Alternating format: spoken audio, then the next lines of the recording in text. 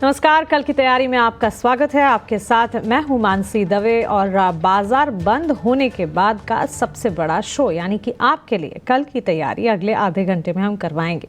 इस शो में आपको हमारे एक्सपर्ट्स जो कि फंडामेंटल और टेक्निकल जुड़ेंगे, वो बाजार पर उनका fundamental as well as technical नजरिया भी बताएंगे, स्ट्रैटेजीज भी बताएंगे, वैल्यू इन्वेस्टमेंट पिक्स भी बताएंगे। उसके साथ साथ आपके सवालों के जवाब देने की भी हम पूरी कोशिश करेंगे। सवाल पूछने का तरीका लगातार आपके टीवी स्क्रीन पर हमारे सोशल मीडिया हैंडल्स और साथ ही हमारे कॉन्टैक्ट डिटेल्स और व्हाट्सएप नंबर फ्लैश होंगे। इन पर अपने सवाल पूछें। हमारी पूरी कोशिश होगी कि इस शो में बाजार से जुड़े स्टॉक स्पेसिफिक आपके जो भी सवाल हैं उनके जवाब देने की हम कोशिश करें। लेकिन बाजार के सेंटिमेंट सबसे पहले आपके टीवी स्क्रीन पर लेकर आते हैं और लगातार 4 ट्रेडिंग सेशन से मजबूती, 3 ट्रेडिंग सेशन से मजबूती का दौर तो बाजार में दिखाई था, लेकिन आज के सत्र में भी ट्रेंड मजबूती भरा ही रहा। हालांकि पहले 3 ट्रेडिंग सेशन की अगर बात करें यानी कि शुक्रवार, सोमवार और मंगलवार को अच्छा एक्शन देखने को मिला और आज वॉलेटाइल मूव्स थे। लेकिन इन वॉलेटाइल मूव्स में भी 24,450 के पार क्लोजिंग करने में कामयाब रहा निफ्टी। बैंक निफ्टी अच्छी खासी मजबूती के बीच करीब 550 अंकों की मजबूती पर क्लोज हुआ और ब्रॉडर मार्केट्स में एक्शन दिन भर जारी रहा। तो मिड कैप स्मॉल कैप में एक्शन भी था, दिन के उच्चतम स्तर पर बंद भी हो रहे थे और यहाँ पर कई सारे स्टॉक स्पेसिफिक मूव्स भी नजर आए और साथ ही लार्जर प्लेयर्स जैसे HDFC बैंक की अगर बात करें, कह सकते हैं कि हीरो ऑफ द सेशन, क्योंकि HDFC बैंक का स्टॉक जो है नए रिकॉर्ड आज छूता हुआ देखने को मिला। नए रिकॉर्ड ऊंचाई पर 1865 के लेवल्स पर क्लोज होता हुआ 1860 के इर्द गिर्द हमने अच्छी खासी मजबूती देखी। मार्केट कैप 14 लाख करोड़ के पार निकलता हुआ। सो HDFC बैंक पर भी नजर रही दिन भर। इसके अलावा PSU बैंक स्टॉक्स भी आज फोकस में रहे। छोटी मझौली बैंक्स भी अगर देखें वहां पर भी अच्छा खासा एक्शन देखने को मिला। इंश्योरेंस प्लेज में अच्छी खासी खरीदारी, HDFC life insurance, ICICI Lombard, new India assurance, इस सारे के सारे स्टॉक्स मजबूती पर क्लोज होते हुए दिखे। रियल एस्टेट की अप साइकिल भी आज के सत्र में बरकरार रही और रियल एस्टेट के ठीक साथ साथ हमने देखा कि सीमेंट प्लेयर्स में भी अच्छा खासा मूव। सीमेंट सेक्टर में कुछ रिपोर्ट्स भी आती हुई दिखी और उन रिपोर्ट्स के सहारे हमने देखा कि real estate and particularly cement players में अच्छे एक्शन के साथ कामकाज। इनफैक्ट अगर बाजार को सेक्टर स्पेसिफिक समझेंगे तो सबसे ऊपर आपको रियल एस्टेट सेक्टर ही देखने को मिलेगा। निफ्टी रियल्टी इंडेक्स 2.25% की तेजी पर बंद हुआ। Lodha, Oberoi realty, Prestige, Godrej properties जहां पर भी नजर दौड़ाएंगे हरे निशान के साथ मजबूती ही पाएंगे। PSU बैंक और साथ ही IT पैक में मजबूती। इसके विपरीत फार्मा, मेटल, एनर्जी, FMCG और ऑटो में बिकवाली का दबाव रहा।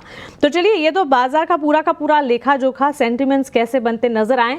लेकिन इन सेंटिमेंट्स के साथ साथ अब कल आपको क्या करना चाहिए, बाजार पर एक्सपर्ट्स का क्या कहना है, उनकी रणनीति क्या है, ये जान लेते हैं। उसके बाद सवाल जवाब का सिलसिला शुरू करेंगे। हमारे साथ वुमेन फ्रॉम मोतीलाल ओसवाल स्नेहा पोद्दार जुड़ गई हैं। मोतीलाल ओसवाल की assistant vice president research analyst और साथ ही हमारे साथ JM फाइनेंशियल सर्विसेज के VP टेक्निकल रिसर्च तेजस शाह भी जुड़े हैं शो में। स्नेहा, तेजस, बहुत स्वागत है आपका 18 हाउस सुदेश पर अपना समय देने के लिए शुक्रिया। तेजस, आपसे शुरुआत करना चाहेंगे, टेक्निकल पैरामीटर्स पर मार्केट को कैसे रीड किया आज आपने और कल के लिए हमारे व्यूवर्स की तैयारी क्या करवाएंगे आप? गुड आफ्टरनून मानसी जी और तमाम दर्शकों को मेरा नमस्कार। निफ्टी की हम बात करें तो निफ्टी का चार्ट स्ट्रक्चर काफी स्ट्रांग है। पिछले कई दिनों से हम देख रहे थे कि निफ्टी 24,350 का जो एक अहम स्तर था वो सरपास नहीं कर रहा था। कल के सत्र में ये लेवल सरपास कर दिया और आज भी जो है निफ्टी है उसके ऊपर बंद दिया है। जो निफ्टी की 50 दिन की जो मूविंग एवरेज थी, एक्सपोनेंशियल मूविंग एवरेज, उसके ऊपर लगातार हमने 2 दिन कंसेक्यूटिव क्लोज देखा है।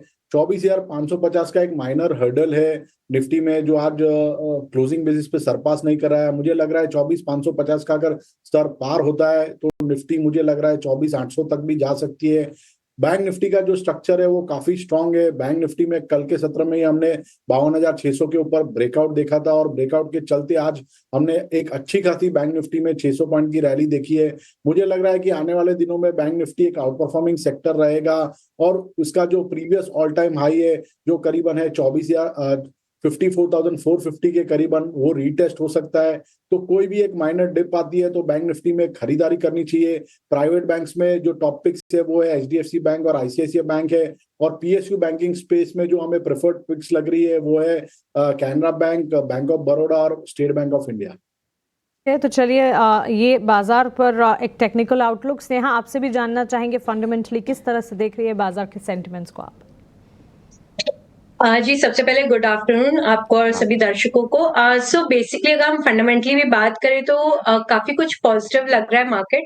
अच्छी खासी गिरावट मार्केट में 10% के बाद वैल्यूएशंस कोई-कोई सेक्टर्स में अच्छे कंफर्ट प्रोवाइड कर रहे हैं, जैसे कि पीएसयू बैंक्स है and with positive news flows coming in तो पीएसयू बैंक्स में हमने वापस एक अच्छी खरीदारी भी देखी है और ये आगे कंटिन्यू रहना चाहिए बिकॉज़ ओवरऑल वैल्यूएशंस बहुत कंफर्टेबल है और अगर हम फाइनेंशियल मैट्रिक्स की बात करें तो फाइनेंशियल मैट्रिक्स भी पीएसयूज के कंफर्टेबल है तो नेट एंड नेट ये सेक्टर गेन करना चाहिए।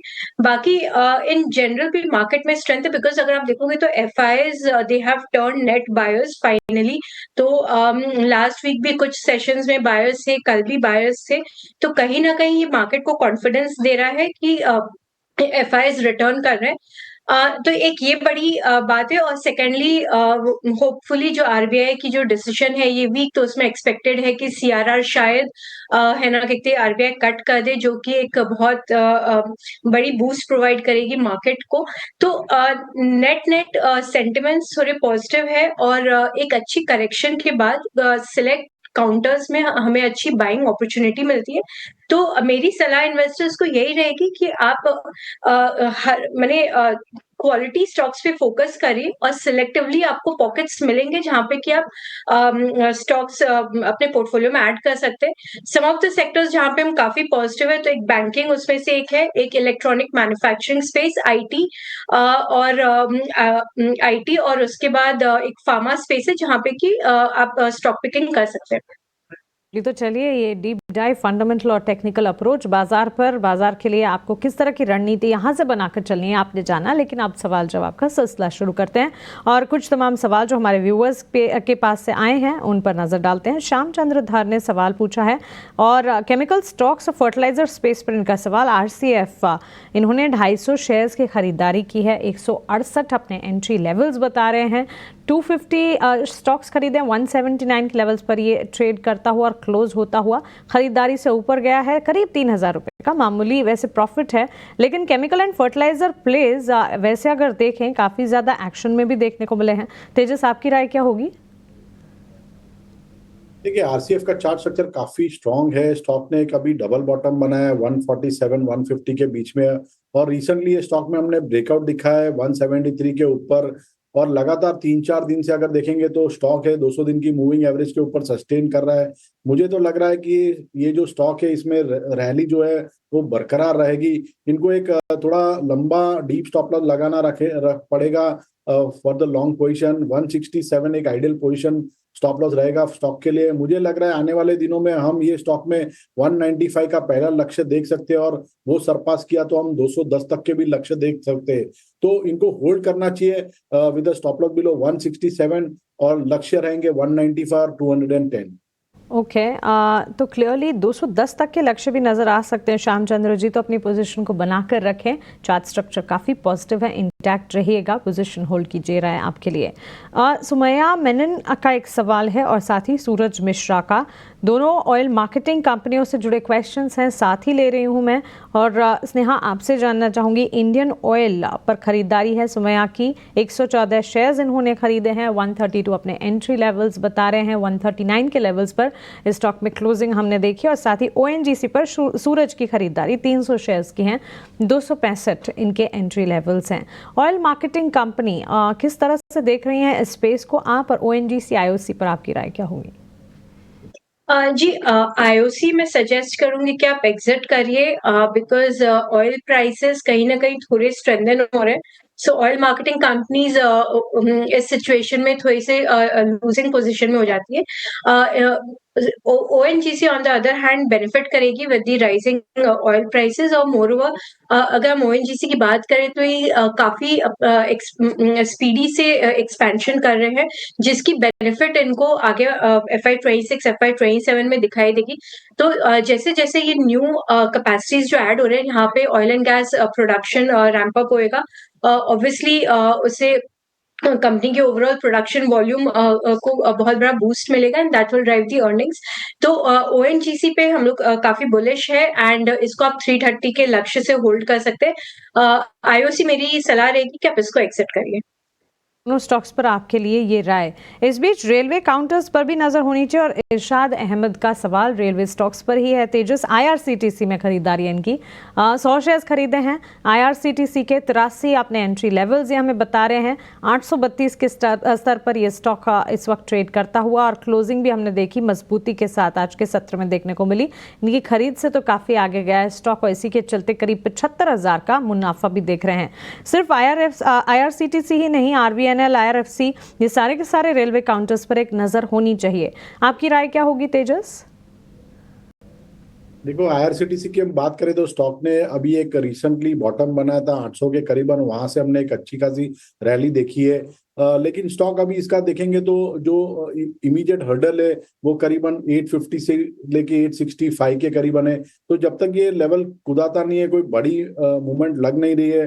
लेकिन मुझे लग रहा है ये स्टॉक में वो अपनी जो लॉन्ग पोजीशन है वो 790 के स्टॉप लॉस के साथ होल्ड कर सकते हैं। एक बार अगर हम 865 का लेवल पार होते हुए देखेंगे तो इमीडिएट बेसिस पे 900 और 934 तक के भी लेवल देख सकते हैं। और आरबीएनएल की बात करें तो आरबीएनएल का चार्ट स्ट्रक्चर भी काफी पॉजिटिव है। अभी पिछले काफी दिनों से स्टॉक एक साइडवेज कंसोलिडेशन में घूम रहा है और इसकी जो लॉन्ग टर्म मूविंग एवरेज है 200 दिन की वो होल्ड करके रखा है। तो आरबीएनएल में तो वो 408 का स्टॉप लॉस लगा के होल्ड कर सकते हैं। और मुझे लग रहा है आने वाले दिनों में हम स्टॉक में 500 से लेके 515 तक के लेवल देख सकते हैं। राय रेलवे स्टॉक्स पर काफ़ी ज़्यादा मजबूत टेक्निकली भी नज़र आते हैं और फंडामेंटली भी, तो पोजीशंस को इंटैक्ट रखी जा सकती है अगर आपने यहाँ पर पोजीशन बनाई है। मोहम्मद शकील का सवाल है जोमेटो पर। इनफैक्ट स्नेहा, जोमेटो का जिक्र जहां हम कर रहे हैं, फूड डिलीवरी क्विक कॉमर्स में Zomato versus Swiggy, Swiggy versus Zomato, ये एक चर्चा का विषय बन गया है और स्विगी पर भी नज़र होनी चाहिए क्योंकि ताज़ा कंपनी के नतीजे लिस्टिंग के बाद पहली दफ़ा नंबर्स आते हुए देखने को मिले। मिक्स बैग ज़रूर थे, फूड डिलीवरी प्रॉफिट्स में मजबूती थी। इसके अलावा अगर आप देखें टोटल ऑर्डर्स भी बढ़े, लेकिन क्विक कॉमर्स स्पेस में नेट लॉसेस भी देखने को मिले, स्विगी और जोमेटो। और अगर सवाल देखें, मोहम्मद ने जोमेटो में खरीदारी की है 60 शेयर्स की, 260 इनके एंट्री लेवल्स बता रहे हैं, 286 के लेवल्स पर ये क्लोज होता हुआ। जी, सो स्विगी की अगर आप बात कर रहे हैं तो स्विगी के नंबर्स काफी डिसेंट नंबर्स थे। क्विक कॉमर्स में लॉस एक्सपेक्टेड ही थे एंड अगर क्विक कॉमर्स की बात करें तो एक क्विक कॉमर्स ही है जो एक डिसाइडिंग फैक्टर रहेगा। अदरवाइज फूड डिलीवरी बिजनेस दोनों ही जोमेटो और स्विगी के काफी स्टेबल है एंड जो अल्फा जो जनरेट करेगी या जो ओवरऑल प्रॉफिटेबिलिटी को जो एक बूस्ट देने वाली, वो दोनों के ही केस में क्विक कॉमर्स है। तो कौन कितना क्विकली रैंप अप करता है, कितने एफिशिएंटली मैनेज करता है, वो एक डिसाइडिंग फैक्टर होगा आगे आने वाले फ्यूचर में।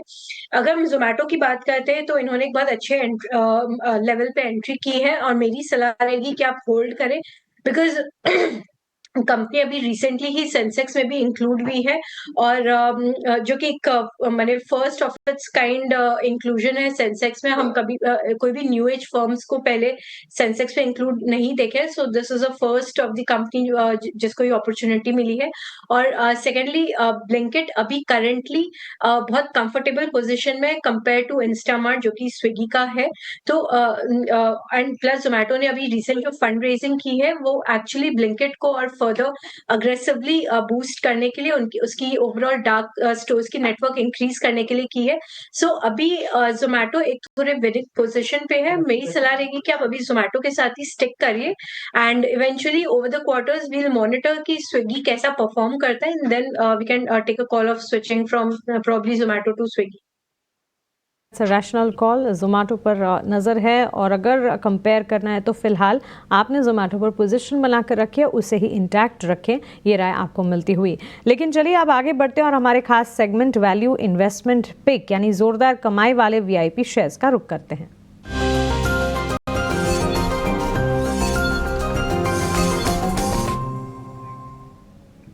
ओके तेजस, शुरुआत आपसे करना चाहेंगे, बताएं आपकी तरफ से वैल्यू इन्वेस्टमेंट पिक आज के लिए क्या होगी?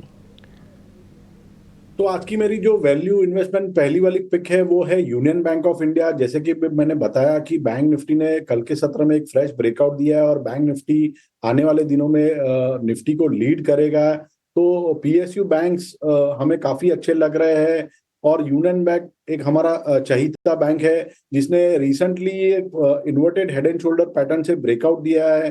तो यूनियन बैंक में आप करंट भाव पे डिप में खरीदारी कीजिए। आप में इसको 119 का स्टॉप लॉस लगाना है। पहला लक्ष्य रहेगा 140 का और दूसरा लक्ष्य रहेगा 151 का। और जो मेरी दूसरी वैल्यू इन्वेस्टमेंट पिक है वो है जी एंटरटेनमेंट लिमिटेड। जी एंटरटेनमेंट लिमिटेड का अगर हम चार्ट देखेंगे तो पिछले करीबन 3 से 6 महीने में ये स्टॉक एक अंडर परफॉर्मर रहा था। बट रिसेंटली अगर देखेंगे तो डेली चार्ट पे इसने एक डबल बॉटम बनाया है 114 के स्तर में। और जब ये डबल बॉटम बना तो इसने एक आरएसआई इंडिकेटर है उस पर एक पॉजिटिव डाइवर्जेंस भी दिया है।